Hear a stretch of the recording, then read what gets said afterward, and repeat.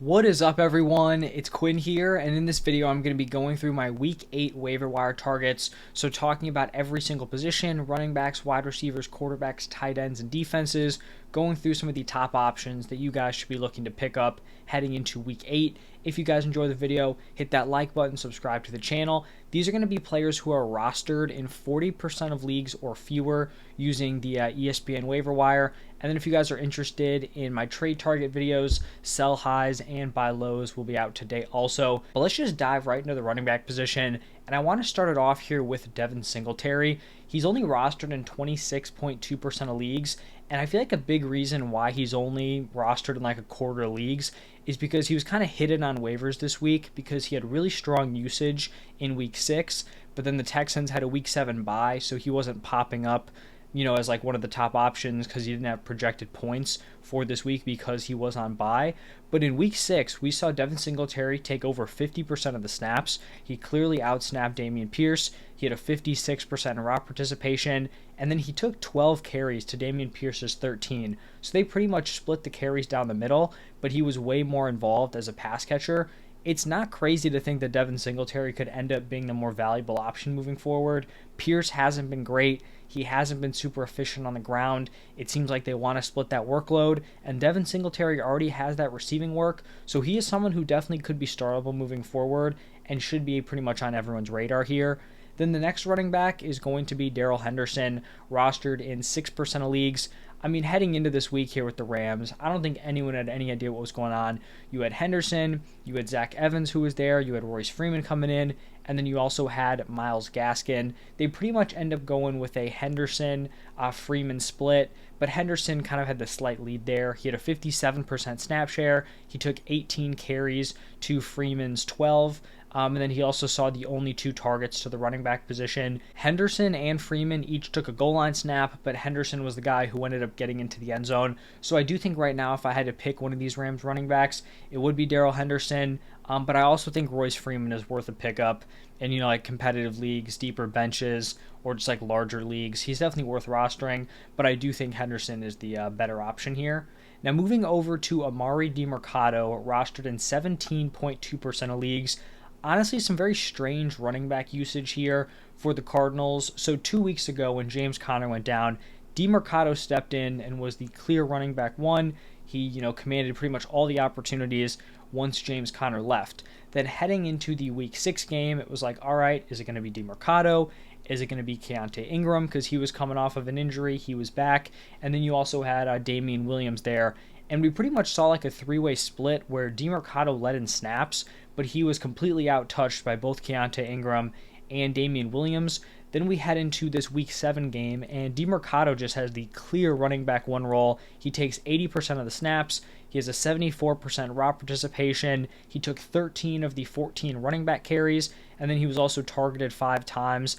Keontae Ingram was pretty much just a special teams guy, and then Damian Williams barely stepped on the field. I believe he had 1 singular touch. So you could make a strong argument for Amari DiMercato being the top running back pickup this week. I also think you could make arguments for both Singletary or Darrell Henderson. So I feel like those are kind of like the big 3 in terms of guys who could be on waivers this week. Now we're kind of going to be pivoting over to the handcuff territory. Still very valuable to pick up these handcuffs, but they may not be helping you in your lineup as soon as week 8. Starting off with Tyjae Spears, rostered in 34.4% of leagues. He has outsnapped Derrick Henry in 50% of their games. He's that locked-in Derrick Henry handcuff with honestly some potential weekly upside in the right matchup. If there are tons of bye weeks, maybe you could slip him in there at some point later on in the season. Then we have Latavius Murray, who is rostered in 23.5% of leagues. It kind of seemed like this backfield was trending towards like a pretty even split between Murray and James Cook. James Cook ends up taking back a lot of the work in terms of the opportunities, but Latavius Murray still registered a 45% snap share. He's still very involved, and at worst, he is the James Cook handcuff there. Then we have Kenneth Gainwell, rostered in 23% of leagues. The DeAndre Swift handcuff also had a nice goal line touchdown, so he got into the end zone. Decent to see there for Gainwell. Obviously, it's probably not helping anyone out because he's sitting on their bench, but he's the locked-in guy there behind DeAndre Swift. Then we have Zach Charbonnet, rostered in 30.6% of leagues. He actually missed this Week 7 game, but he should be the Kenneth Walker handcuff when he does get healthy. Rico Dowdle, rostered in 2.5% of leagues. The Tony Pollard handcuff. Tank Bigsby, rostered in 8.2% of leagues. The Travis Etienne handcuff. And then we have these 49ers running backs. Now, it's possible that CMC plays, and then we're kind of in a tough spot with both Mitchell and Jordan Mason. Mitchell's rostered in 30.6% of leagues, Mason in 19.5%. But if CMC doesn't play, then we're going to get some kind of indication on what guy is truly the number 2 here. I think a lot of people would expect it to be Elijah Mitchell. It was Jordan Mason last week, but we also had Elijah Mitchell just coming off of an injury, so that definitely could have played into it. Honestly, hopefully we don't really get many touches from these guys and CMC is able to give it a go, but one of these guys probably should be rostered just based on their handcuff value tied to Christian McCaffrey. Now, pivoting over to the wide receiver position, not a ton going on at the wide receiver position, but I do like the top option here, and that is Josh Downs, rostered in 34.5% of leagues. Hopefully you guys have been ahead of the curve here on Josh Downs. Pretty sure I've been talking about him since week 1 at this point. Really liked him heading into the draft, really liked him heading into this season, and he had a massive breakout game against one of the best defenses in the NFL, going up against the Browns, catches 5 passes for 125 yards and a touchdown. He has scored 13 or more PPR points in 4 of the last 5 games, so he's producing. That passing volume is going to be there with Gardner Minshew, someone who definitely could be thrown into your lineup as like a wide receiver 3 flex option moving forward. So Josh Downs, I would be pretty shocked if he even qualified for this video heading into week 9 next week. Then we're going to have Kendrick Bourne, rostered in 22.5% of leagues. He's had back-to-back solid performances. He had a really impressive week 1. Didn't do a ton since then, but week 6, he goes 10 for 89. Week 7, he goes 6 for 63 and a touchdown. Now, it is tough to really trust these Patriots wide receivers, but it does kind of seem like he's the only one really holding on to that top spot. Juju Smith-Schuster has been in and out of the lineup dealing with concussion. Devonta Parker hasn't done much. And then you've got just kind of like some younger options there, some less established guys. So Bourne could be their wide receiver 1. I guess the overall point is like, is that super valuable? Would you ever trust him in your lineup? I think if you were desperate enough, maybe he could slot in there, but it really just goes to show how kind of thin the wide receiver position is for waivers. There are a lot of running backs where you can snag decent handcuffs. Not a ton of quality options here with the wide receivers. Now, the next guy is going to be Jameson Williams, rostered in 33% of leagues. He put together a 45% raw participation in that blowout loss to the Ravens. He commanded 6 targets, which is decent, but he did not record a single reception, so that's pretty rough. Jameson Williams has actually been pretty solid in terms of getting open, especially down the field. He just needs to more consistently capitalize on it. We saw it last week. He had a nice touchdown catch, got into the end zone, decent fantasy day, had that splash play. He had the opportunity to do the same thing in this one. He got open twice deep down the field late in this game. The first one, don't know if it was entirely his fault. Kind of seems like the corner got away with grabbing his arm. But still, I mean, even the dude grabbed his arm and it kind of drilled him in the face, so it still didn't seem like he was in a great position to actually make a play on it. And then like a minute or two later, towards the end of that game, he kind of drops one that probably should have been a touchdown. So he has the talent to make the plays. He just has to do it on a more consistent basis. We'll see if he's able to get that going moving forward. And then we're going to have 2 kind of rookie wide receivers here. There are a lot of these, low rostered rookies that could kind of slot in here. These are just, the 2 I chose for this video. Starting off with Jalen Hyatt, rostered in 2.2% of leagues. He actually ran the second most wide receiver routes for the Giants, so interesting to see there. Had a 67% raw participation. He's flashed some big play potential in a couple games this year. So, as a rookie, he probably will have his role expand throughout the season. Could be someone who becomes interesting. I think on that Giants roster, it's going to be tough to kind of trust a guy like Wan'Dale Robinson, who's really going to need to make his money through volume. I'd rather, if I was going to roster one of these guys in terms of like long-term upside, I'll probably just take the big play guy who could end up going on some sort of decent stretch towards the end of the season. And then the final wide receiver here is going to be Quentin Johnston. He's been a pretty massive disappointment to start off the season, rostered in 33.6% of leagues. He has a 69% raw participation, so he's operating as the wide receiver 3, but he's just not doing much. I think, he could be worth picking up potentially and just playing the waiting game if you have a deep bench, but honestly, he probably shouldn't be rostered in a ton of leagues. Just kind of throwing out these younger guys. You got like the Michael Wilsons, the Marvin Mims, but some of those guys are kind of also capped at this point. Quentin Johnston at least has the upside of being on a top offense paired with Justin Herbert. He's just got to flash something at some point, and it has not happened so far. Now, moving over to the quarterback position, just two QBs here. Got to start it off with Kyler Murray. It seems like Kyler's set up to return within the next few weeks. Obviously, they're not going to rush him back. He's rostered in 22.6% of leagues. Coming into the season, I honestly wasn't really high on Kyler Murray because I think the reason why Kyler's interesting for fantasy is he has some of that mobile upside. He can give you some nice rushing production.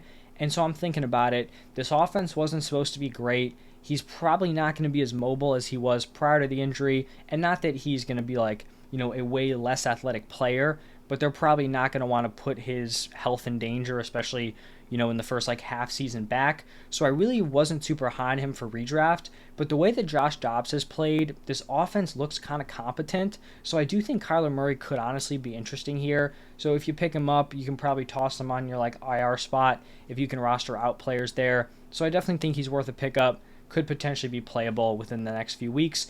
And then the other guy here is going to be Sam Howell as streaming option, rostered in 36.1% of leagues. He had a down game against the Giants. I guess he has a decent quarterback matchup against the Eagles. Howell actually played pretty well against them in their first matchup. You have some of the other guys like Baker Mayfield, Josh Dobbs, I just mentioned with Kyler. Those are guys who week to week are decent streaming options. Both of those guys just draw really, really tough matchups this week. So that's why they didn't really, fill in here. And then moving over to the tight end position, typically the tight end position is pretty empty. I think there are some decent options here. We saw people kind of finally give up on Dalton Kincaid, rostered in 31.7% of leagues. I really liked him heading into the season. He had done nothing, but he finally goes out, has a breakout game after missing week 6. He comes out here, 8 targets, 8 receptions for 75 receiving yards. He only had a 63% raw participation, which honestly kind of makes that stat line even more impressive. There is still room to grow with that role. I'm not saying I like him as a locked-in start moving forward, like in my tight end start sit. He'll probably be a fringe option, but definitely someone who should be rostered here. The Bills have that need for another top pass catcher behind Stephon Diggs. Gabe Davis is not a super consistent option. They picked Dalton Kincaid in the first round. He should be rostered. Even if you're stashing him as your tight end 2, he should still be rostered in, every normal sized league, just with how crazy the tight end position is. Another rookie with Luke Musgrave, and this dude kind of just can't catch a break here, so he's rostered in just above 25% of leagues. He left an earlier game with a concussion. He's putting together great usage here. In week 7, he's making some plays, and then he leaves with an injury and then was seen in a walking boot after the game. Now, that could end up being nothing. It could end up being something. We don't know at this point. If he's good to go for week 8, I think he's definitely an interesting streaming option. If not, then unfortunate, you might have to pivot to a different spot. Another rookie here, Michael Mayer, rostered in 9.1% of leagues. He kind of came back down to earth after a big week 6, but his usage was actually pretty encouraging. He played on 46 of the 50 snaps before the Raiders kind of pivoted to their backups. So I think they took out Josh Jacobs, Michael Mayer, and Devontae Adams. I think they left Jacoby Myers in there, but they pulled some of their starters. So Michael Mayer's overall route numbers don't look great, but it's because he didn't play towards the tail end of the game. I do think he's still very interesting, especially with Jimmy G likely back next week. Definitely someone who's worth picking up if you're struggling at the tight end position. And then the final guy here, Logan Thomas, kind of just always qualifies for this video. 36.5% rostered. He's averaging 9.4 PPR points per game, which, at the tight end position, a streaming option, high-end tight end 2, back-end tight end 1, you could do worse at this spot here. And then the final position going to be the defenses. I do think we have some solid streaming options here. Chargers rostered in 3.1% of leagues, going up against the Bears. Obviously tough to fully trust this Chargers defense, but I do like the matchup against the Bears. We have the Giants rostered in 19.9% of leagues. They're going up against the Jets. Kind of just had back-to-back impressive performances against the Bills, and then the Commanders here in week 7. Jets offense, a little shaky throughout the season. Then we have the Seahawks rostered in 36.6% of leagues. Browns have not looked good. You had Deshaun Watson. The concussion test cleared it. Didn't go back in. Their offense hasn't looked great, so I think the Seahawks are interesting. Then we're going to have the Titans, who are rostered in 2.8% of leagues. They go up against the Falcons. Falcons' offense kind of been struggling over the last few weeks. Had the weird thing with Bijan.